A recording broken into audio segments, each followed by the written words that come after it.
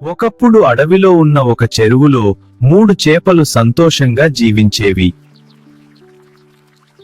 అవి మంచి స్నేహితులు. అయితే వాటి స్వభావాలు చాలా భిన్నంగా ఉండేవి.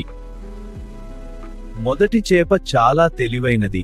ఎప్పుడూ ముందుగానే ఆలోచించి జాగ్రత్తగా ఉండేది. రెండవ చేప సాధారణంగా తెలివిగానే ఉండేది, కాని కొంచెం ఆలస్యంగా నిర్ణయం తీసుకునేది. మూడవ చేప మాత్రం నిర్లక్ష్యంగా ఉండేది. ఎలాంటి ప్రమాదం వచ్చినా ఏమీ జరగదని భావించేది. ఒక సాయంత్రం 2 మత్స్యకారులు ఆ చెరువు దగ్గరికి వచ్చారు. అయ్యో, ఈ చెరువులో చాలా చేపలున్నాయి.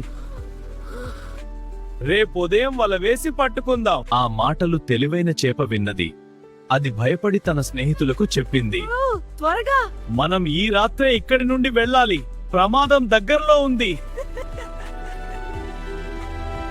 అంతగా భయపడొద్దు. ఏదైనా జరిగితే అప్పుడే చూస్తాం. ఏమీ జరగదు. నువ్వెప్పుడు భయపడుతుంటావు.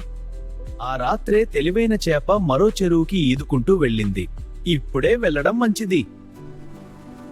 మరుసటి రోజు ఉదయం మత్స్యకారులు వలతో వచ్చారు. వారు చెరువులో వల వేశారు. అప్పుడు రెండవ చేప ఒక ఉపాయం ఆలోచించింది. అది చనిపోయినట్టు నీటి మీద తేలుతూ నటించింది. ఈ చేప చనిపోయినట్టుంది, వదిలే. ఇప్పుడే సరైన సమయం పారిపోవటానికి. కాని మూడవ చేప మాత్రం ఏం చేయలేదు. అది వలలో చిక్కుకుని పట్టుబడింది.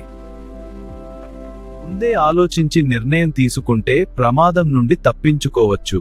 ముందస్తు జాగ్రత్త జీవన రక్షణ.